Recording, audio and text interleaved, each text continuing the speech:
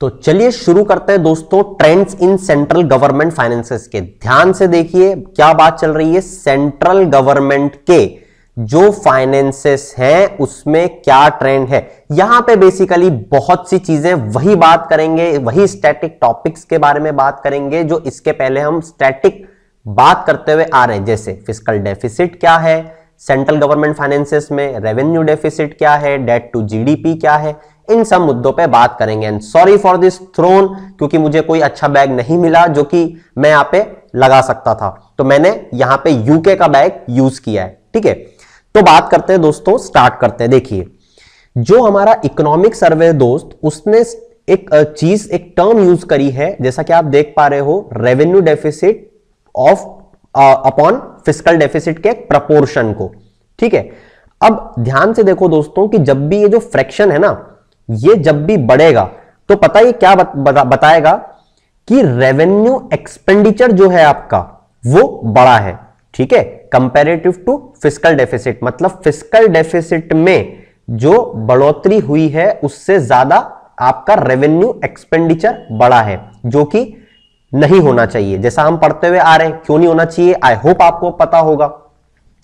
तो ये दोस्तों क्या है कि एक इंडिकेटर है आपकी फाइनेंशियल हेल्थ का। जैसा कि रेशियो आप देख लिया है, revenue deficit to fiscal deficit, जो कि ब्रॉडली मेजर करता है एक्सटेंट ऑफ बोरोइंग। अबे बोरोइंग क्यों करी जाती है?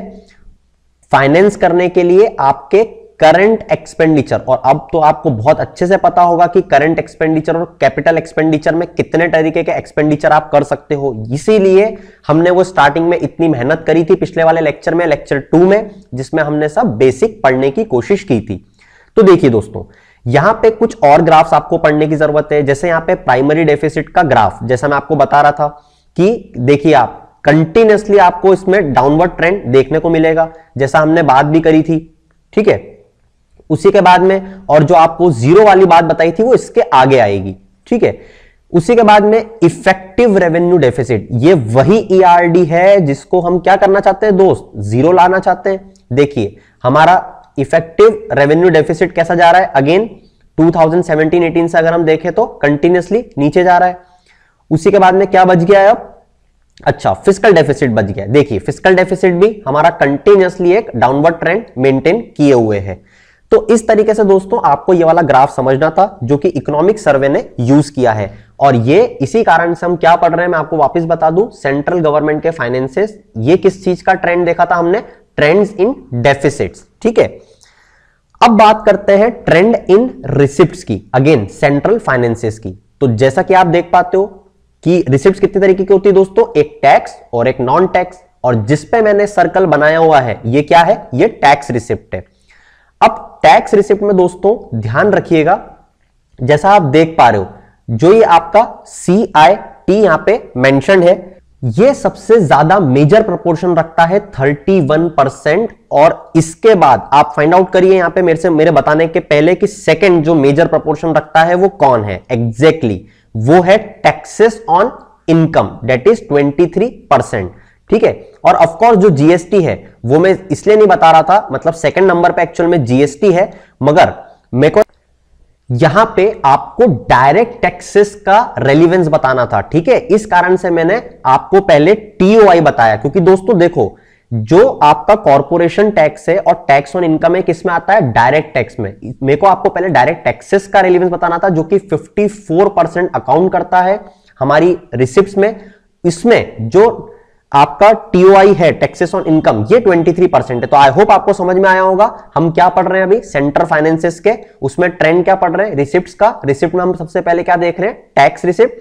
तो टैक्स में सबसे पहला क्या देखा हमने, डायरेक्ट टैक्सेस। डायरेक्ट टैक्सेस में सबसे पहला क्या देखा, कॉर्पोरेशन टैक्स, जो कि कितना है 31%। और सेकंड डायरेक्ट टैक्स में क्या देखा, टैक्स ऑन इनकम, जो कि कितना है 23%। ठीक है, और ये जीटीआर जो आपको दिख रहा है ये क्या है, ये दोस्त है ग्रॉस, मतलब कि टोटल टैक्स रेवेन्यू। ठीक है, अब बात है इनडायरेक्ट टैक्सेस पे। इनडायरेक्ट टैक्सेस कितना कॉन्स्टिट्यूट करता है दोस्त, 46%। इसमें जो मेजर है इनडायरेक्ट में, तो आपको बोलने की जरूरत ही नहीं, जीएसटी है। ठीक है, और यहां पे जो आप देख रहे हो सी, ये क्या है दोस्त, ये है कस्टम।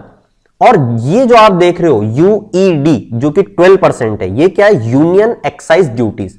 इस तरीके से आपका पूरा प्रपोर्शन बनता है। 100% आपने रिसिप्ट जो है वो पढ़ ली, टैक्स रिसिप्ट, ठीक है। तो अब हमको इससे देख के समझ में क्या आया कि रिसिप्ट जो है कॉर्पोरेट और पर्सनल इनकम टैक्स से वो इंप्रूव हुई हैं, ठीक है, over the last few years. मैं आगे चल के बताऊंगा स्लाइड्स में।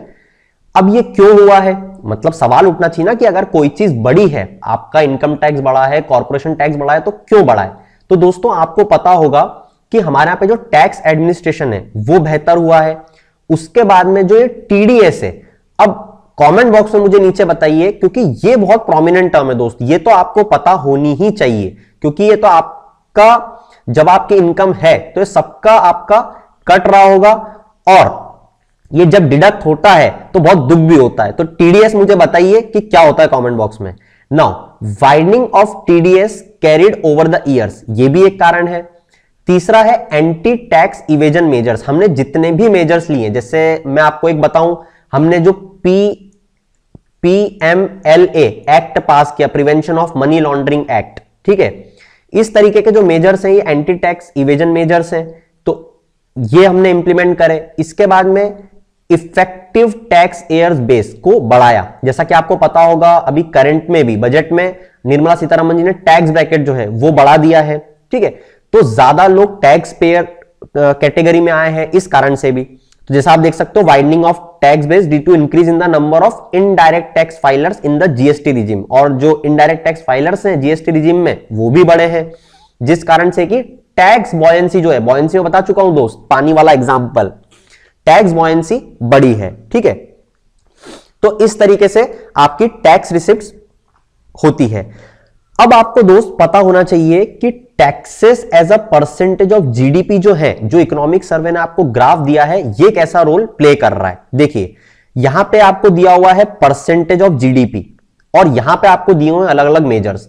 तो अब एक एक उठाते जाइए। जो आपका सीआईटी है, कॉर्पोरेशन टैक्स, वो क्या हुआ है, देखिए ये बढ़ा हुआ दिख रहा है। जैसे कि हमने टीओआई के बारे में बात करी थी, टैक्सेस ऑन इनकम, क्या दिख रहा है दोस्त, यहां से देखो 15-16 में 2.1, 16-17 में बढ़ा, 17-18 में फिर बढ़ गया, 18-19 में फिर बढ़ गया, और 19-20 में फिर बढ़ गया। सीआईटी को आप ऐसे करके देखो, ये इतना था, फिर यहां तक इतना ही था, फिर बढ़ा, फिर बढ़ा। Okay, let's play it. फिर कस्टम पे देखते हैं, कस्टम जो है वो कम हुआ है, ये देखो ध्यान से। अब ये सवाल आना चाहिए कि ये क्यों कम हुआ है दोस्त। ये इसलिए कम हुआ है क्योंकि इस पे इफेक्ट पड़ा है जीएसटी का, ठीक है। तो due to GST in exports ये इतना ड्रास्टिक चेंज आया, देखिए 16 से 17-18 पे। अब आपको बात समझ में आई। चलिए next game, UED, union excise duties. Union excise duties को एक कॉमन टर्म ट्रेंड नहीं है, ठीक है। और उसी के बाद में अगर जीएसटी देखें तो ऑब्वियसली ये तो बढ़ता हुआ दिख रहा है। तो इस तरीके से आपको ये पढ़ना था। चलिए अब ये जो है ट्रेंड्स, ये शो कर रहा है, ये वाला ट्रेंड नॉन टैक्स रेवेन्यू में सेंट्रल गवर्नमेंट के। तो जैसा मैंने आपको बताया था, इसको भी आप वैसे ही देख सकते हैं, ऑलरेडी हम ये पढ़ चुके हैं। इसको आप समझ ऐसे सकते हो दोस्त। अच्छा, मैं ये बताना भूल गया कि हम दूसरे पार्ट पे आ गए। पहले हम टैक्स रिसिप्ट पढ़ रहे थे, अब हम दूसरा पार्ट पढ़ रहे हैं इसका, नॉन टैक्स रिसिप्ट, ठीक है। तो ध्यान से देखो कि जब आप फाइनल में देखोगे तो जो नॉन टैक्स रेवेन्यू है ये बड़ा है।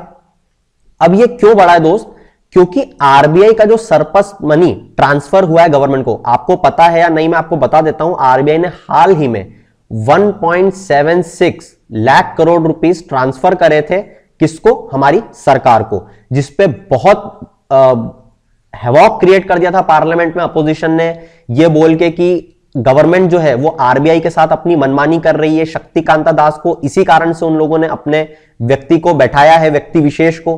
तो इस तरीके से उन पे कुछ ब्लेम गेम करा जा रहा था।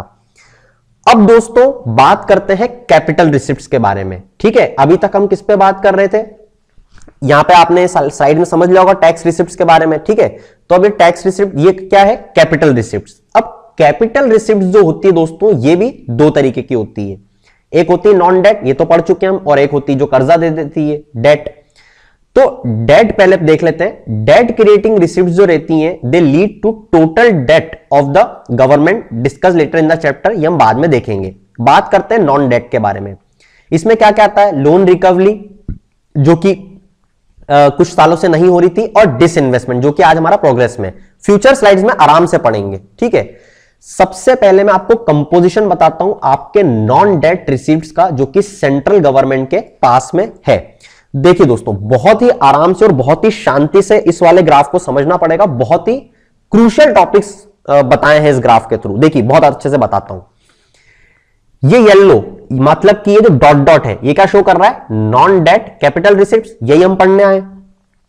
नॉन डेट कैपिटल रिसिप्ट्स में जो आपको ये देखो मेजर दिख रहा है, ठीक है, 4.5, 5, इसको छोड़ दो, 7.5, 6.8, 5.8, ये लगभग आपको यहां तक क्या होता हुआ दिख रहा है? 2017-18 तक अगर मैं बोलूं तो कंटिन्यूस बढ़ता हुआ दिख रहा है 7.5। तो ये क्यों हुआ ऐसा?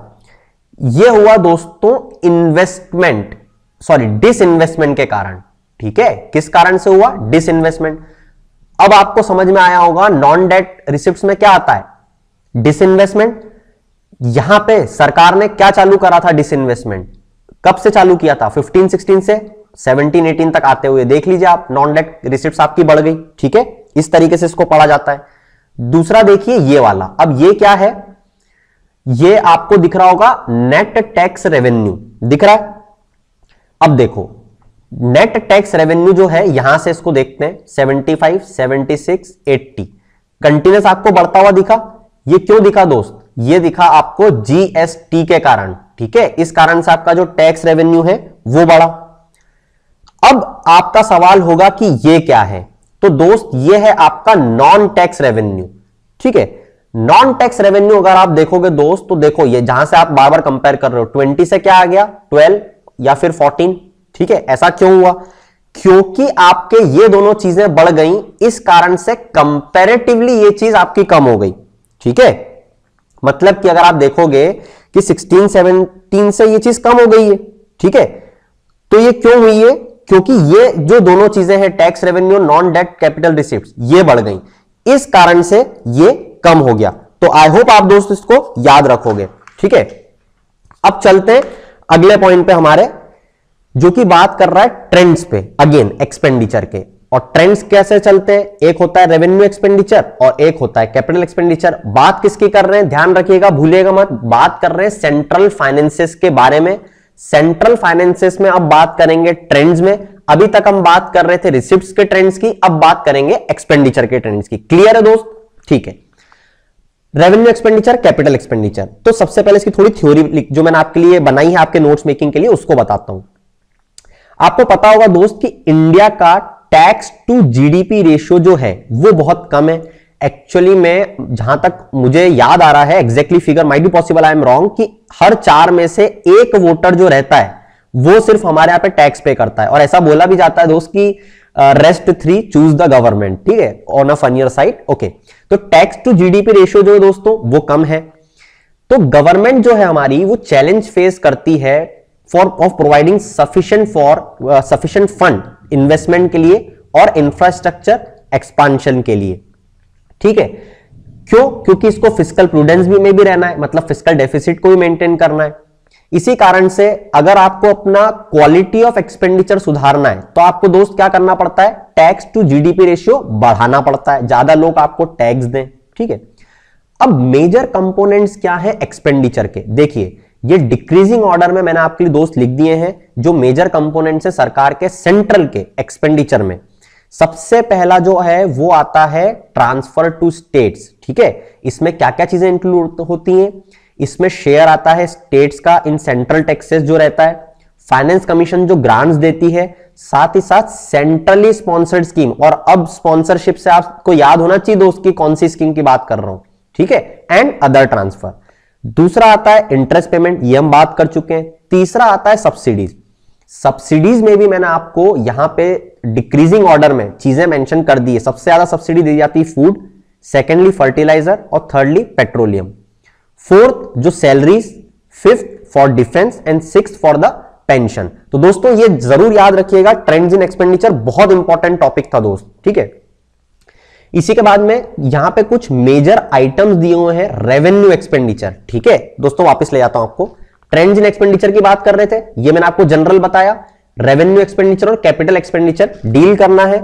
यहां पे मेजर आइटम्स दिए रेवेन्यू एक्सपेंडिचर के, ठीक है। क्या दिख रहा है आपको? Major salaries, pension, interest payment, major subsidies और डिफेंस सर्विसेज, जिसको मैंने आपको पिछली स्लाइड में क्या करके दिया था, डिक्रीजिंग ऑर्डर में आपको इसमें जमा दिया मैंने आपके लिए, ठीक है। इसमें क्या दिया है, ट्रांसफर टू स्टेट्स। अब स्टेट्स को कैसे ट्रांसफर कर रहे हो आप, यहां पे वो चीज मेंशन्ड है, ठीक है।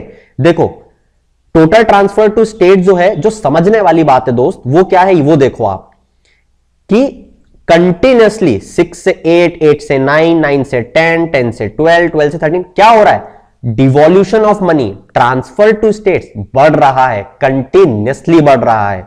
साथ ही साथ सेंट्रली स्पॉन्सर्ड स्कीम, ठीक है, ये जो है ये कम होना चाहिए, ठीक है, ये क्या होना चाहिए, कम। मगर ये कम हो रही है क्या, मतलब कि आपने क्या करा, 42% पैसा डिवॉल्यूशन करने के लिए बोल दिया ना एनके सिंह कमेटी ने, ठीक है, सॉरी एनके सिंह कमेटी ने नहीं, फिनांस कमीशन ने, 15 फिनांस कमीशन, ये बता चुका हूं मैं आपको। 15 फिनांस कमीशन ने क्या बोला था, 42% पैसा डिवॉल्यूशन करो, स्टेट्स को दो।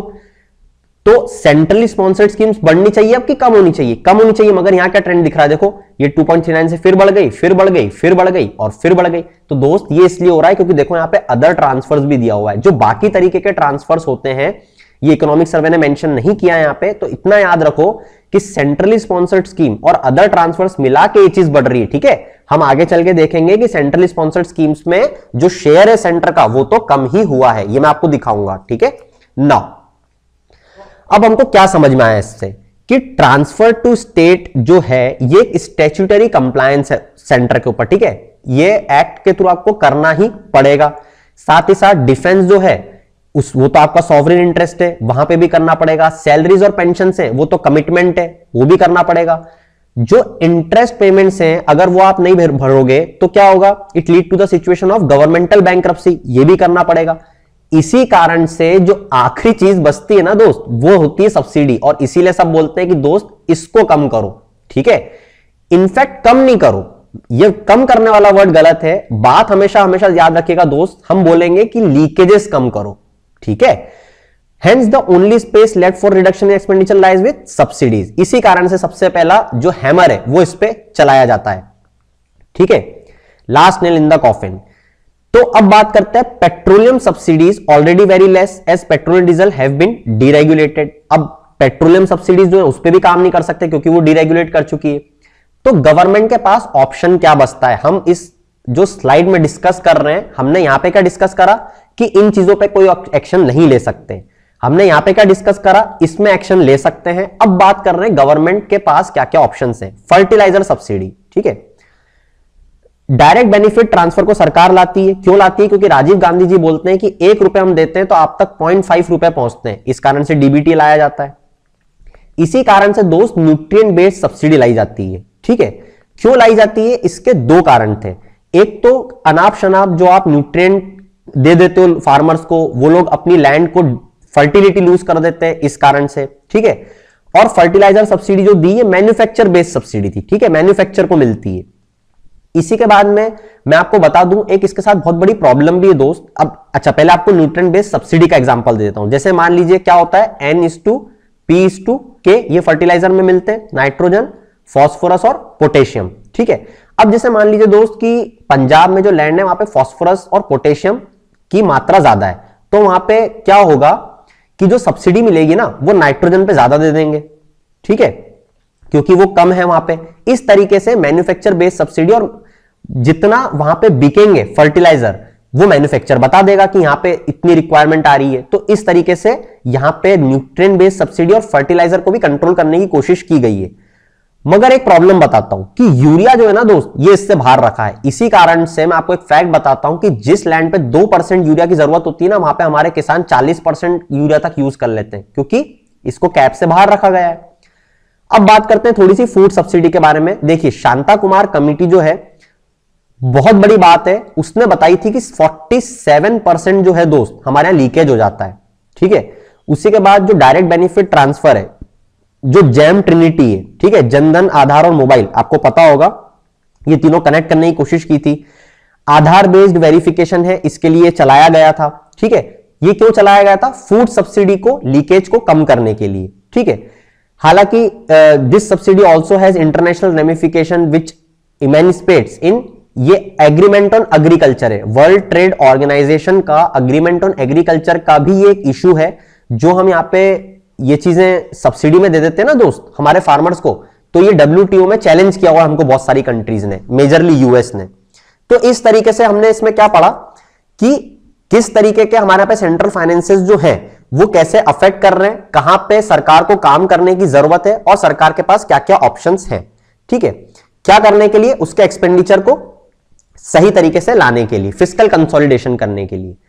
अब बात करते हैं क्वालिटी ऑफ एक्सपेंडिचर पे, ठीक है। क्वालिटी ऑफ एक्सपेंडिचर क्या है, देखिए ध्यान से देखिए, सबसे पहले तो यहां पे रेड, पहले ग्राफ समझा देता हूं, कैपिटल एक्सपेंडिचर और revenue expenditure. Capital expenditure red में क्या दिख रहा है, कम है कंपेयर टू कैपिटल एक्सपेंडिचर, मतलब कि इंफ्रास्ट्रक्चर में कम हो रहा है। ये क्या बात है, अच्छी है बुरी? बुरी, क्योंकि हम क्या चाहते हैं, ये वाला जो पार्ट है हमारा कैपिटल वाला ऊपर हो और रेवेन्यू वाला नीचे हो, ठीक है। The quality of expenditure is captured by the share of capital expenditure, यही तो बोल रहा हूं दोस्त, कैपिटल एक्सपेंडिचर के शेयर से आपकी क्वालिटी शो होती है, जितना यही ज्यादा होगा उतनी क्वालिटी अच्छी होगी एक्सपेंडिचर की, मतलब क्वालिटी अभी क्या है, कम है। अब जो मेजर सेक्टर्स हैं that account for bulk of capital expenditure, वो देख लो, वो बहुत इंपॉर्टेंट है। Defence services, internal security, investments in financial institutions, pass through assistance for metro projects, space technology and construction of roads and railways. इस तरीके के जो आप खर्चे करते हो ये आपके किस में आते हैं दोस्त, कैपिटल एक्सपेंडिचर में। इसका मतलब ये आप क्या करना चाहोगे, और ज्यादा करना चाहोगे, ठीक है, कंपेयर टू रेवेन्यू एक्सपेंडिचर। और ये वही पार्ट है एक्स्ट्रा बजटरी रिसोर्सेज जो मैंने आपको पहले भी डील करा था, ये चैप्टर 2 में भी आया है। ईबीआर, वहां पे मैंने नोट्स नहीं बनाए थे इसके, इस स्लाइड में मैं आपको नोट्स प्रोवाइड कर रहा हूं, ठीक है। ईबीआर जो होते हैं वो सारी फाइनेंशियल लायबिलिटीज होती हैं जो कि रेज की जाती हैं by public sector undertakings, PSU, जहां पे की for which repayment of entire principal and interest is done by the central government budget, जहां से कि सारा जो रीपेमेंट है वेदर इट इज प्रिंसिपल और इंटरेस्ट देना हो, वो कहां से दोगे आप, सेंट्रल गवर्नमेंट के बजट से। इसी कारण से मैंने आपको क्या बताया था दोस्त कि ईबीआर जो है इसको अकाउंट में नहीं लिया जाता है जब फिस्कल डेफिसिट कैलकुलेट करते हैं। इसी कारण से जब सरकार NSSF, नेशनल सेविंग फंड के द्वारा, ठीक है, पैसा लेती है, कर्ज लेती है, और उसको, जैसे एग्जांपल देता हूं मैं, नेशनल स्मॉल सेविंग फंड के द्वारा गवर्नमेंट ने पैसा लिया, एग्जांपल, ठीक है, समझो कैसे होता है EBR, extra budgetary resource. Government ने नेशनल स्मॉल सेविंग फंड के थ्रू पैसा लिया, फंड लिया, ठीक है। यह पैसा गवर्नमेंट ने दे दिया फॉर एग्जांपल एक इंस्टीट्यूशन को, नाबार्ड, ठीक है। नाबार्ड क्या होता है दोस्त, national bank for agriculture and rural development, exactly, ठीक है। इसको पैसा दे दिया। अब जो ये पैसा लेके यहां पैसा दिया, इसको फिस्कल डेफिसिट में कैलकुलेट नहीं किया जाता। तो अब समझ में आया आपको क्या हुआ, पैसा का कर्ज ले लिया मगर फिस्कल डेफिसिट में शो ही नहीं करा, ठीक है। इसी तरीके से जो कर्ज आपने गवर्नमेंट सिक्योरिटीज के अगेंस्ट लिया, जैसे गवर्नमेंट सिक्योरिटी रख दी, बेसिकली कुछ तरीके के बॉन्ड होते हैं, सिक्योरिटी हम दे रहे हैं, ये हम ले लेंगे आपसे वापस, हमें अभी पैसा दे दो, ये भी आप शो नहीं करते। तो ये जो है दोस्तों, ये मिस कैलकुलेट करता है, ठीक है, किसको, गवर्नमेंट डेट को। क्यों, क्योंकि कम बताता है गवर्नमेंट डेट को, जबकि बहुत ज्यादा होती है, ठीक है। इसी कारण से ये एरिया ऑफ कंटेंशन भी रहा है इन रिसेंट टाइम्स। अब बात करते हैं कुछ transfer to states. Transfer to states किन किन चीजों को इंक्लूड करता है ये मैं आपको बता चुका हूं, सिर्फ आपकी नोट्स मेकिंग के लिए रखा हुआ है मैंने। जैसे स्टेट का जो शेयर है सेंट्रल पूल ऑफ टैक्सेस में, फाइनेंस कमीशन की ग्रांट्स, सेंट्रल स्पॉन्सर्ड स्कीम और अदर ग्रांट्स, ठीक है, इस तरीके से। तो ये मैं आपको बता चुका हूं। अब ये ग्राफ दिया हुआ है, central government transfer to state, central government कैसे ट्रांसफर करती है। देखिए सेंट्रली स्पॉन्सर्ड स्कीम, मैं यही बता रहा था आपको, देखिए 1819 से 1920 में क्या हुआ, कम हुई है, ठीक है। Centrally sponsored scheme and other transfers, ठीक है। फाइनेंस कमीशन की बात करते हैं ब्लू में, फाइनेंस कमीशन की जो ग्रांट्स हैं वो क्या हुई है, ये बढ़ी हुई दिख रही है। डिवॉल्यूशन ऑफ स्टेट जो है, मतलब कि पैसा जो डिवॉल्यूशन करोगे 15 फाइनेंस कमीशन 42%, ये क्या दिख रहा है दोस्त, ये बढ़ता हुआ ट्रेंड दिख रहा है, ठीक है। हालांकि यहां पे थोड़ा सा कम हुआ था, ये जीएसटी के कारण अगेन, ठीक है। तो इस तरीके से यहां पे हमने ये देखा डिवॉल्यूशन। ओवरऑल इसकी समरी बता देता हूं, ये मैंने आपके पॉइंट्स जॉट डाउन करने के लिए बना दी है कि कुछ सीरीज ऑफ मेजर्स इंट्रोड्यूस करे गए बाय गवर्नमेंट, कब, during the financial year, boost करने के लिए इकोनॉमी को, जिसको कि ऐसा एक्सपेक्टेशन से लाया गया था कि इसको माना जा रहा था कि they will have a substantial effect on direct and indirect impact on the fiscal performance of the economy. इससे क्या हुआ, रेवेन्यू रिसिप्ट्स हैव ग्रोन। ठीक है, क्यों? क्योंकि नॉन टैक्स रिसिप्ट्स जो हैं फ्रॉम आरबीआई वो बढ़ गई। और अब आपको पता होगा, हम पिछली स्लाइड में डिस्कस कर चुके हैं कि नॉन टैक्स रिसिप्ट्स कैसे बढ़ी। इसी के बाद में जो नेट टैक्स रेवेन्यू है, ठीक है, it grew much lower than expected. अब ये क्यों हुआ, ये मैं बता चुका हूं, फिर से बता देता हूं। यहां पे मैंने आपके लिए लिख दिया है, नेट टैक्स रेवेन्यू क्यों कम गति से बढ़ा, due to lower corporate tax. अब कॉर्पोरेट टैक्स कम क्यों हुआ, ध्यान दीजिएगा मैं क्या बोल रहा हूं। नेट टैक्स रेवेन्यू जो है ये बढ़ा मगर स्लोअर पेस से बढ़ा। ठीक है, क्यों बढ़ा, due to lower corporate tax. क्यों लोअर कॉर्पोरेट टैक्स हुआ, क्योंकि आपका रेट जो है वो गवर्नमेंट ने घटा दिया। साथ ही साथ दोस्तों हमारे यहां पे तो ग्रोथ भी तो कम है ना, स्लो डाउन से गुजर रहे हैं हम, इस कारण से नेट टैक्स रेवेन्यू जो है वो कम गति से बढ़ा। और क्या हुआ ओवरऑल आउटलुक में, जीएसटी कलेक्शन आपका बढ़ गया। ये एक अच्छी खबर है, जिसने किसको बैलेंस कर दिया, कॉर्पोरेट टैक्सेस को। अब इसका क्या रीजन है, अगेन अच्छा कंप्लायंस। अच्छा कंप्लायंस क्यों हुआ, अगेन इसका रीजन है जो आपने एक्सटेंसिव ऑटोमेशन लाए बिजनेस प्रोसेसेस में। ठीक है, आपने जो ई वे बिल इंट्रोड्यूस किया, ठीक है, ई वे बिल का मैकेनिज्म, उससे जो आपने कंप्लायंस वेरिफिकेशन बढ़वाया उससे, ठीक है, जो आपने एनफोर्स किया बेस्ड ऑन रिस्क असेसमेंट, उसके कारण, जो आपने इलेक्ट्रॉनिक इनवॉइस सिस्टम जनरेशन और इंट्रोड्यूस किया, इस कारण से आपका क्या हुआ, कंप्लायंस बढ़ा और जीएसटी कलेक्शन बढ़ गया। तो ये ओवरऑल समरी थी आपके लिए। अब बात करते हैं दोस्तों एक्सपेंडिचर साइड की। कैपिटल एक्सपेंडिचर जो है वो भी बड़ा है। ठीक है, मगर अब आप बोलोगे अभी तो मना कर रहे थे दोस्त, रेवेन्यू एक्सपेंडिचर जो है ना वो ज्यादा हायर रेट से बढ़ा है। ठीक है, ये बड़ा तो है मगर कम रेट से बढ़ा है रेवेन्यू एक्सपेंडिचर के। ठीक है, क्यों, अमंग द मेजर सब्सिडीज जो ग्रोथ है, the growth in expenditure on urea petroleum subsidies has been higher during this period. इस पीरियड में ये चीज ज्यादा थी इस कारण से। ठीक है, अब बात करते हैं एक्सपेंडिचर ऑन मेजर सब्सिडीज। ये मैं आपको बता चुका हूं, जैसे फूड सब्सिडी की आप यहां पे एस्टिमेट देख सकते हो। ठीक है, nutrient based fertiliser, urea subsidy, petroleum, ये सब चीजें हम डिस्कस कर चुके हैं। और ये सीजीए क्या होता है ये मुझे कमेंट बॉक्स में बताइए, मैं आपको बहुत बार बता चुका हूं। ठीक है, आप भूले तो नहीं हो, जस्ट इसके लिए। तो अब इस चीज से क्या समझने वाली बात थी, अगेन आपके लिए पॉइंट्स जॉट डाउन करने के लिए चीज है, recourse to non tax revenue. ठीक है, रिकोर्स मतलब क्या होता है, वापस ले आना, रिकोर्स करना। ठीक है, however high growth in non tax revenue may not be sustainable. क्यों, मतलब कि नॉन टैक्स रेवेन्यू आपने अभी तो बढ़ा लिए मगर इसको सस्टेनेबल नहीं माना जा रहा। ऐसा क्यों, क्योंकि दोस्त नॉन टैक्स रेवेन्यू में क्या आता है, डिसइन्वेस्टमेंट। और डिसइन्वेस्टमेंट हम जानते हैं, हालांकि डिसइन्वेस्टमेंट को मैं अगली स्लाइड्स में बहुत इलेबोरेटली डिस्कस करके आपको बताऊंगा डिसइन्वेस्टमेंट क्या होते हैं, कितने तरीके के होते हैं, क्यों कर रहे हैं, कैसे कर रहे हैं, क्या फर्क पड़ेगा। अभी यहां इतना समझो, नॉन टैक्स रेवेन्यू पे बात कर रहे हैं। ठीक है, क्योंकि डिसइन्वेस्टमेंट को आपने अपना आखिरी रिसोर्ट मान लिया है। ठीक है, जिस कारण से आपका नॉन टैक्स रेवेन्यू अभी तो बढ़ रहा है मगर ये कुछ टाइम में कम हो जाएगा क्योंकि ये सस्टेनेबल नहीं है। ठीक है, इसी कारण से बोला जाता है कि असेट मोबिलाइजेशन जो है ये एक तरीके का ऑप्शन है। अब असेट मोबिलाइजेशन क्या होता है कि असेट्स को बेच देना। ठीक है, मतलब कि प्राइवेटाइजेशन की तरफ जाना।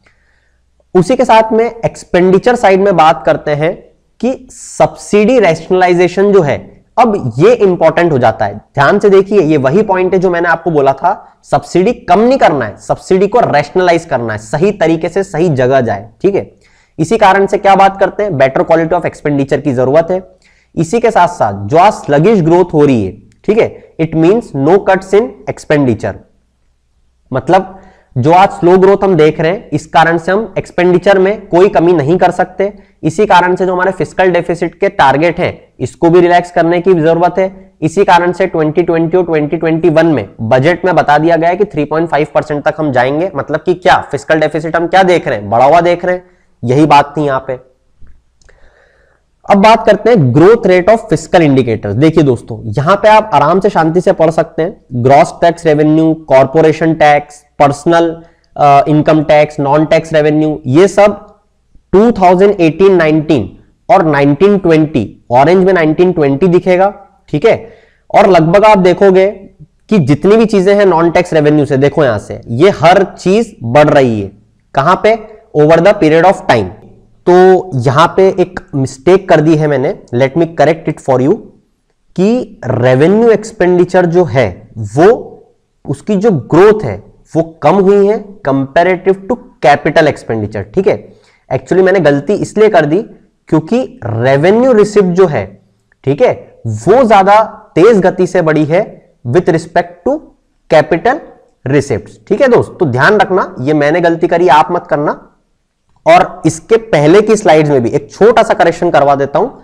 एक्चुअली में गलती यहीं से हुई है, ये रेवेन्यू एक्सपेंडिचर मैंने गलती से यहां पे लिख दिया और इसको पढ़ाते हुए मेरे को यही याद रह गया, यहां पे भी रेवेन्यू रिसिप्ट्स आएगी। ठीक है, revenue receipts has grown at a higher rate than capital receipts. ठीक है, अब वापस आ जाइए, देखिए एक्सपेंडिचर कम गति से बढ़ा और कैपिटल एक्सपेंडिचर ज्यादा गति से बढ़ा। ठीक है, तो इस तरीके से ये चीज करना थी आपको। तो चलिए अब बात करते हैं दोस्तों, यहां पे पूरी बात, आई होप आपको वाली पूरी स्लाइड समझ में आ गई होगी, सिवाय इस गलती के जो कि मेरी तरफ से हुई है, तो सॉरी फॉर दैट।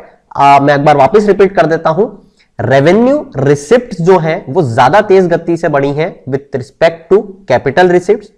वहीं अगर एक्सपेंडिचर में बात करें तो कैपिटल एक्सपेंडिचर ज्यादा तेज गति से बढ़ा है with respect to revenue expenditure. ठीक है, अब बिल्कुल सही है। Now trends in central government. ठीक है, सेंट्रल गवर्नमेंट में अब बात करेंगे डेट के बारे में, कर्ज। ठीक है, यह आज तक कभी नहीं बताया गया था, इकोनॉमिक सर्वे ने इसको डिफाइन करने की कोशिश की है। AKA जिसको नहीं पता, ऑल्सो नोन एज, इसको प्रोनाउंस किया जाता है। देखिए दोस्त, डेट जो है वो दो तरीके के होते हैं। एक होता है जो चार्ज होता है against consolidated fund of consolidated, ध्यान रखिएगा। दूसरा होता है जो चार्ज होता है अगेंस्ट पब्लिक अकाउंट। तो पब्लिक अकाउंट तो एग्जीक्यूटिव की मर्जी है, इसको तो क्या ही पढ़े। ठीक है, इसलिए इसको नहीं पढ़ा जाएगा। बात करेंगे डेट CFI। CFI में होते हैं एक्सटर्नल और इंटरनल। एक्सटर्नल जो आपने बाहर से बोरो कर लिया, इसके बारे में तो क्या ही पढ़ना, इसके बारे में इसको नहीं पढ़ा जाएगा। पढ़ेंगे हम इंटरनल के बारे में। इंटरनल में दोस्तों दो चीजें आती हैं, मार्केटेबल सिक्योरिटीज और नॉन मार्केटेबल सिक्योरिटीज। इस तरीके से इकोनॉमिक सर्वे ने डिवाइड करने की डेट को कोशिश की है। तो अब आप देख सकते हो डेट जो पोजीशन है सेंट्रल गवर्नमेंट्स की, सबसे पहले आपको बता दूं, लाख करोड़ में इसको डिफाइन किया गया है। 2018-19 में कितना है? 84.68 लाख करोड़। ठीक है, एक्सटर्नल डेट जो है ये करंट एक्सचेंज रेट से, ठीक है, from ad account audit division, मतलब कि करंट एक्सचेंज रेट से मेजर की जाती है। अब करंट एक्सचेंज रेट मतलब जैसे मान लीजिए आपने यूएस से लिया, तो उस टाइम जो करंट एक्सचेंज रेट चल रहा है उसको आप अपनी करेंसी में लाख करोड़ में कन्वर्ट करके ये चीज देखोगे। ठीक है, अब बात करते हैं पब्लिक डेट की। वापस लेके चलता हूं पुरानी स्लाइड में, आपने क्वेश्चन उठाया ये कि पब्लिक डेट क्यों लिखा हुआ है आपने यहां पे, चार्ज अगेंस्ट कंसोलिडेटेड फंड, क्योंकि दोस्त यहां पे पैसा किसका रहता है? टैक्सेस का। टैक्सेस कौन भरता है? पब्लिक। इससे कर्जा लोगे तो किसका पे आएगा? पब्लिक डेट कहलाएगा ना, इस कारण से। अब पब्लिक डेट में क्या क्या आता है, ये इंक्लूड करता है एक्सटर्नल डेट भी। ठीक है, एट करेंट एक्सचेंज रेट। मगर ये क्या एक्सक्लूड करता है? ये वही एक्सक्लूड करता है दोस्त जो हमने EBF में पढ़ा था, एक्स्ट्रा बजटरी फंड। ठीक है, NSSF की जो लायबिलिटीज रहती हैं, ठीक है, इसको एक्सक्लूड कर देता है, बोरिंग फ्रॉम NSSF। साथ ही साथ जो आप इन्वेस्टमेंट करते हो पब्लिक एजेंसी, जैसे मान लो आपने कुछ जो आपकी पब्लिक एजेंसीज हैं जैसे IB, इनमें अगर आपने इन्वेस्ट कर दिया, ठीक है, out of the NSSF, IB क्या बोल रहा हूं, नाबार्ड, ठीक है, जैसा मैंने आपको वहां पे एग्जांपल भी दिया था, तो ये सेंट्रल गवर्नमेंट के डेफिसिट में नहीं आता। तो ये चीज हमको पढ़ना थी, हालांकि हमें पढ़ चुके। अब सेंटर का जो डेट टू GDP रेशियो है, ये ज्यादा होना चाहिए दोस्त या कम होना चाहिए? ऑब्वियसली कम होना चाहिए। टैक्स टू GDP रेशियो ज्यादा होना चाहिए या कम होना चाहिए? ऑब्वियसली ज्यादा होना चाहिए। तो देखो डेट टू GDP रेशियो आपको कंटिन्यूअसली कम होता हुआ दिख रहा है। ठीक है, वहीं GDP ग्रोथ के साथ साथ आपकी जो आउटस्टैंडिंग लायबिलिटीज है, मतलब आपकी GDP ग्रोथ जितनी हो रही है, और यहां पे कौन सी दी है? Nominal GDP। आई होप आपको नॉमिनल और रियल में पता होगा फर्क। ठीक है, तो जो नॉमिनल GDP है दोस्त, नॉमिनल GDP से अगर आप कैलकुलेट करो आपकी जो लायबिलिटीज है, देखो वो कैसी जा रही है, ग्रोथ कैसी जा रही है आपकी, ऑलमोस्ट अभी कांस्टेंट टाइप से। और ग्रोथ इन आउटस्टैंडिंग लायबिलिटीज कैसी जा रही है, आप इसको यहां पे कम हो रही है, 16-17 में बढ़ गई, यहां पे फिर बढ़ गई थी, यहां कम हो गई, तो इसका कोई पर्टिकुलर ट्रेंड नहीं है, ठीक है, इसलिए इस पे कभी कोई सवाल नहीं आएगा। मैंने आपके यहां लिख दिया है कि टोटल लायबिलिटीज जो है of central government as a ratio of GDP ये कंटिन्यूअसली डिक्लाइन हो रही है, ये इसकी बात कर रहा हूं मैं, ठीक है। और पर्टिकुलरली कहां से हो रहा है, अगर आप देखना भी चाहो तो कंसिस्टेंटली डिक्लाइन हो रही है, particularly after the enactment of FRBM act, fiscal responsibility and budgetary management. ये देखो, यहां से देखोगे अगर आप तो कंटिन्यूअसली एक डाउनवर्ड ट्रेंड दिख रहा है आपको इस तरीके से। तो ये किसका आउटकम है, ये आउटकम है बोथ फिस्कल कंसोलिडेशन। अब फिस्कल कंसोलिडेशन का मतलब क्या होता है दोस्त, आपके जितने भी देखो फिस्कल कंसोलिडेशन आपको पता होना चाहिए, आपके जितने भी फिस्कल पैरामीटर्स हैं, जैसे डेट टू जीडीपी हो गया, ठीक है, जैसे फिस्कल डेफिसिट हो गया, जैसे रेवेन्यू डेफिसिट हो गया, जैसे इफेक्टिव रेवेन्यू डेफिसिट, इन सबको लाइन में लाना, ठीक है, जो आपने सोचा है, इसको क्या बोलते हैं, फिस्कल कंसोलिडेशन। तो ये किसका आउटकम है दोस्तों, आपके फिस्कल कंसोलिडेशन के एफर्ट्स का, as well as relatively high GDP growth. इस तरीके से आपको पता होना चाहिए था। अगेन क्या पढ़ रहे हैं, सेंट्रल फाइनेंसेस, ठीक है। अब बात करते हैं मैच्योरिटी प्रोफाइल। मैच्योरिटी प्रोफाइल जो हमारी सेंट्रल गवर्नमेंट की सिक्योरिटीज हैं, ठीक है, ये कैसी चल रही हैं, बहुत ही इंपॉर्टेंट चीज बोली है। देखो ध्यान से देखोगे अगर आप, तो आपको पता चलेगा over the period of time 2012-13 से जब हम मूव करके 2018-19 पे आते हैं दोस्त, तो क्या हो रहा है, आपके जो गवर्नमेंट सिक्योरिटीज है उसका जो मैच्योरिटी पीरियड है ये बढ़ते जा रहा है। जैसे देखो 10 से 20 साल, 10 से ऊपर के जो साल हैं वो बढ़ रहा है कंपैरेटिव टू 10 से कम साल में, ये आप देख सकते हो, ठीक है। तो ये अच्छा है या बुरा है, ये दोस्त अच्छा है। क्यों अच्छा है, देखो मैं बताता हूं, यहां पे मैंने आपके लिए लिख दिया है कि सेंट्रल गवर्नमेंट की जो डेट है वो कैसे कैरेक्टराइज होती है और कैसे ये आपके लिए फायदेमंद है, आप तो बस ये समझो।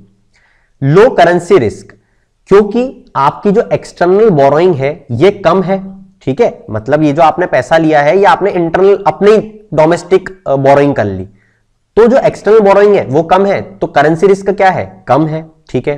सेकंड पे चलते हैं, लो इंटरेस्ट रेट रिस्क, मतलब कि जो आपने बोरो किया है वो फिक्स्ड इंटरेस्ट रेट पे किया है, तो अगर वोलेटिलिटी आती है आपकी एक्सचेंज रेट में तो आपको ज्यादा फर्क पड़ेगा क्या, बिल्कुल भी नहीं। इसी के बाद में दोस्तों जब आपका मैच्योरिटी प्रोफाइल ज्यादा लंबा रहता है तो पता है क्या होता है, आपको छोटे छोटे टाइम पे, मतलब अगले 2 साल में, अगले 3 साल में पैसे देने की कोई टेंशन नहीं होती। आपको पता है ठीक है यार अगले 20 साल में पैसे, जैसे आपने हाउसिंग लोन लिया, ठीक है, उसका मैच्योरिटी पीरियड आपने कर लिया 40 साल, अब आपकी किस्त कितनी बनी और आपको पता है ठीक है यार धीरे धीरे 40 साल तक आपको प्रिंसिपल अमाउंट देना है, ठीक है, तो लो रोल ओवर रिस्क, इस तरीके से ये फायदा देता है। इस ग्राफ के थ्रू हमने ये समझा। अब बात करेंगे ट्रेंड्स इन स्टेट फाइनेंसेस के बारे में। तो चलिए अब बात करते हैं स्टेट फाइनेंसेस के ट्रेंड्स की। यहां पे एक राइजिंग ट्रेंड देखने को मिला है और यहां पे मैं गलती नहीं करूंगा, there is been rising trend in revenue expenditure with comparison to capital expenditure, ठीक है, which is driven by rising committed expenditure including pension and interest. इस कारण से रेवेन्यू एक्सपेंडिचर जो है इसमें राइजिंग ट्रेंड देखने को मिला। आरबीआई की स्टडी बोलती है स्टेट फाइनेंसेस में कि जो एट्रीब्यूट्स हैं फिस्कल कंसोलिडेशन के स्टेट्स में लास्ट 4 to 5 ईयर्स में उसमें स्टीप डिक्लाइन देखने को मिला है इन expenditure.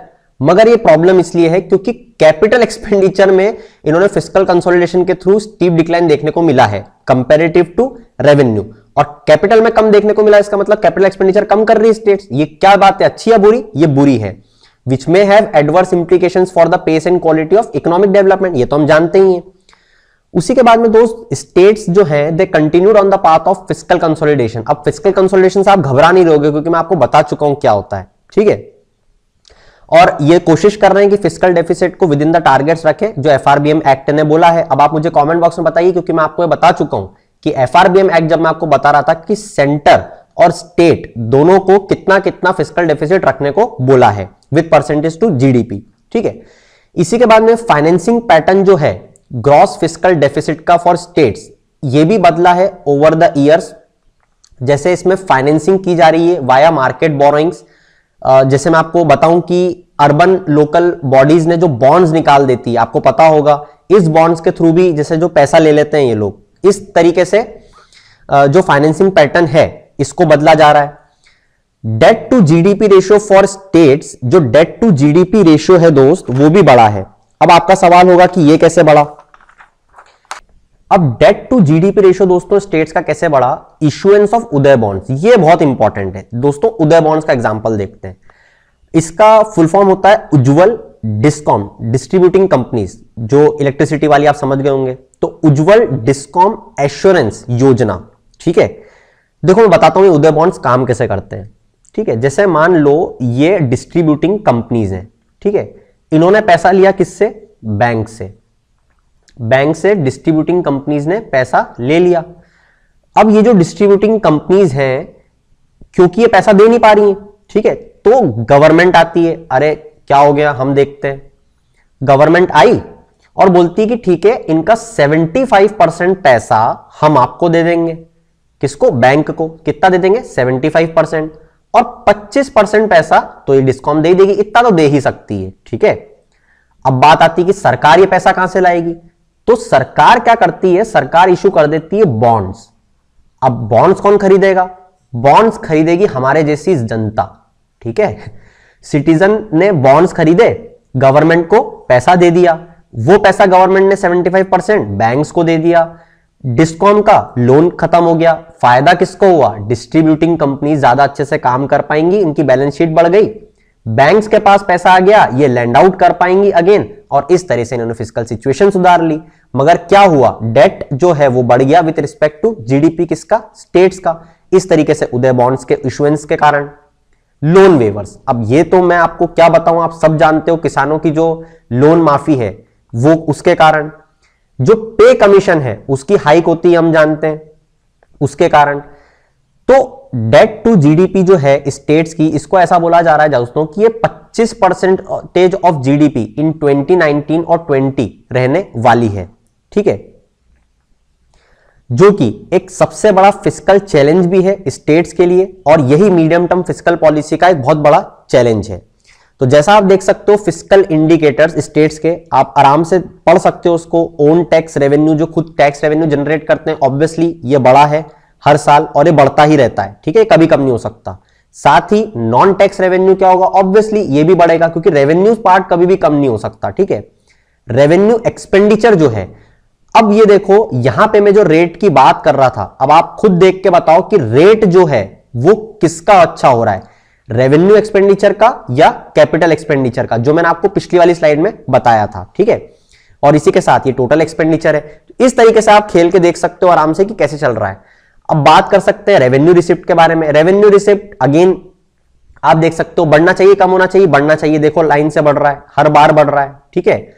Own non tax revenue बढ़ना चाहिए या कम होना चाहिए, बढ़ना चाहिए, हर बार बढ़ रहा है और बढ़ेगा, ठीक है। इसी तरीके से तीनों चीजें जो हैं, और जो मेन चीज है कि सेंट्रल गवर्नमेंट के जो ट्रांसफर हैं स्टेट्स को, ये लगातार बढ़ रहे हैं, ठीक है दोस्त। ये चीज आपको इसके थ्रू देखनी थी। अब मेजर डेफिसिट जो है और डेट इंडिकेटर से स्टेट्स के, कि स्टेट्स कहां से कितना डेट ले रहा है, किस समय पे कितना लिया, और मेजर डेफिसिट जो है वो क्या है। देखो डेट टू जीडीपी सबसे पहले देखते हैं ग्रीन में। डेट टू जीडीपी क्या हो रहा है दोस्तों, हम कम करने की कोशिश कर रहे हैं, ये कम हो भी रहा है, अच्छी बात है। इसी के बाद में जो रेवेन्यू डेफिसिट है, देखिए रेवेन्यू डेफिसिट आपका सवाल होना चाहिए, देखिए यहां तो नेगेटिव में 12-13 में, ठीक है, यहां जीरो है या नियर अबाउट जीरो है, और रेवेन्यू डेफिसिट हमने देखा था सेंट्रल का कितना रहता है, ठीक है। अब ये रेवेन्यू डेफिसिट क्यों जीरो रहता है, क्योंकि they are dependent on the centre. अब जब आप सेंटर पे डिपेंडेंट हो दोस्त, तो आप यहां पे डेफिसिट जीरो कंसीडर कर सकते हो, इस कारण से यहां पे रेवेन्यू डेफिसिट जीरो दिख रहा है। और ग्रॉस फिस्कल डेफिसिट आप देख सकते हो कि ग्रॉस फिस्कल डेफिसिट कभी कम हो जाता है, कभी ज्यादा हो जाता है, इसका कोई पर्टिकुलर पैटर्न नहीं है। अब बात करते हैं जनरल आउटलुक के बारे में। जनरल आउटलुक मतलब सेंटर और स्टेट, क्योंकि सबसे पहले वापस रिपीट करवाता हूं, हमने क्या पढ़ा, सेंट्रल फाइनेंसेस पढ़े, उसके बाद क्या पढ़े, इसमें रिसिप्ट्स पढ़ी, एक्सपेंडिचर पढ़ा, फिर क्या पढ़ा, स्टेट फाइनेंसेस पढ़े, यहां पे भी डेट पढ़ा। इस तरीके से हमने ये चीज कवर करी। अब जनरल आउटलुक देख रहे हैं। जो जनरल गवर्नमेंट मतलब क्या होता है, यहां मैंने लिखा हुआ जनरल ओवरऑल डेट इंडिकेटर्स, मतलब सेंट्रल स्टेट दोनों। General government fiscal deficit blue में, देखिए क्या हो रहा है, कम हो रहा है 60, ये देखिए 6.9 से यहां पे आपको देखिए 69.8, मतलब क्या है कि 70% जो है 70% ऑफ जीडीपी जो है ये क्या है आपका गवर्नमेंट फिस्कल डेफिसिट, जनरल मतलब बोथ सेंटर स्टेट को मिला के, ठीक है। वहीं अगर जनरल गवर्नमेंट रेवेन्यू डेफिसिट देखें तो देखिए कितना है, 2.3% दिख रहा है आपको। उसी के बाद में अगर आप देखें कि आउटस्टैंडिंग लायबिलिटीज कितनी है तो वो आप यहां से देख सकते हैं, ये रही येलो में, ठीक है। तो इस तरीके से जब आप इसको कैलकुलेट करेंगे तो ये तीनों चीजें आप मेजर कर सकते हैं जो हमने यहां पे आपके लिए मेंशन कर दी है। जनरल आउटलुक में क्या बताया है कि फिस्कल स्पेस जो है, मतलब कि आज कितनी फिस्कल स्पेस बची है सेंट्रल स्टेट के पास में, वो बहुत कम है, ठीक है। Although the path of fiscal consolidation का पाथ दोनों ही गवर्नमेंट, सेंटर और स्टेट फॉलो कर रही हैं। फिस्कल डेफिसिट जो जनरल गवर्नमेंट का है ये एक्सपेक्टेड है टू डिक्लाइन फ्रॉम 6.2 जो आज है 2018-19 में, वो बन जाएगा 5.9% 2019-2020 तक, ठीक है। हाउएवर जो कंबाइंड लायबिलिटीज है दोस्तों सेंट्रल स्टेट्स की, ये बड़ी है, तो ये हो गई है जैसा हम देख रहे हैं ना लगभग 70%, 69.8% of GDP from 68.5% of GDP जो थी 2016 में, यही हमने ऊपर देखा। इसी कारण से आज बहुत कम स्पेस बची है कि हमारी सरकारें बोरो कर पाएं और उसको स्पेंड कर पाएं। मगर आज हमको रिक्वायरमेंट क्या है, क्योंकि काउंटर साइक्लिक फिस्कल पॉलिसी है, आज हमारी इकोनॉमी में स्लो डाउन है, हमारी जो एक्सपोर्ट्स हैं उसमें एक स्लगिशनेस आ रही है, ठीक है। ग्लोबल ट्रेड टेंशंस हैं, जैसे इसमें बात करी यूएस चाइना ट्रेड वॉर के बारे में, ताकि जिस कारण से आपके एक्सपोर्ट्स कम हो रहे हैं, ठीक है। पेट्रोल सब्सिडी जो है उसको आपको बढ़ाने की जरूरत है क्योंकि आज ऑयल प्राइसेस जो हैं वो ज्यादा हैं। तो ये सब आप कैसे करोगे, क्योंकि आपके पास यहां पे फिस्कल स्पेस नहीं बची है। ये बात कर रहा है general outlook. Now chapter at glance, ये आपको पूरी समरी देगा कि पहले 8 मंथ में 2019-20 में रेवेन्यू रिसिप्ट जो है, जैसा मैंने जो गलती करी थी यही गलती करी थी, they registered higher growth compare to the same period last year, ठीक है। अब ये क्यों हुआ था, रेवेन्यू रिसिप्ट्स क्यों बढ़ी थी, क्योंकि कंसिडरेबल ग्रोथ देखने को मिली थी नॉन टैक्स रेवेन्यू में। उसी के साथ साथ 2019-20 में क्या हुआ था, जो ग्रॉस जीएसटी मंथली कलेक्शन है वो मार्क क्रॉस कर गया था 1 लाख करोड़ रुपीस का, और ये अब देखने को मिला कि ये टोटल 5 बार ऐसा कर चुका है। इसी के साथ साथ कुछ स्ट्रक्चरल रिफॉर्म्स लिए हैं टैक्सेशन में करंट फाइनेंशियल ईयर में, जैसे कि कॉर्पोरेट टैक्स रेट को कम करना, easing and implementation of GST. उसी के बाद में स्टेट जो है वो फिस्कल कंसोलिडेशन के पाथ को कंटिन्यू कर रहे हैं, जैसा कि एफआरबीएम एक्ट में उनके लिए मेंशन किया गया था। जनरल गवर्नमेंट भी फिस्कल कंसोलिडेशन के पाथ पे है। जनरल गवर्नमेंट मतलब क्या होता है, सेंटर पर स्टेट, ये पढ़ चुके हैं। उसी के बाद में आज जो गोइंग फॉरवर्ड अर्जेंट प्रायोरिटी क्या है गवर्नमेंट की, कि ग्रोथ को रिवाइव करे, ठीक है, फिस्कल डेफिसिट को टारगेट में रखे और इन सब चीजों को करंट ईयर में इंप्लीमेंट करने की कोशिश करें। तो दोस्तों this is all about in this lecture. Next lecture में हम क्या डील करेंगे, हम डील करेंगे बहुत इलेबोरेटली डिसइन्वेस्टमेंट के बारे में, उसी से related public debt management agency के बारे में, और ऐसे बहुत ही इंपॉर्टेंट और क्रूशियल कॉन्सेप्ट्स के बारे में। आई होप आपको लेक्चर्स अच्छे लग रहे होंगे। अगर हां तो आप कमेंट बॉक्स में जरूर बताइए। In the end keep shining, have a good day, thank you for hearing us.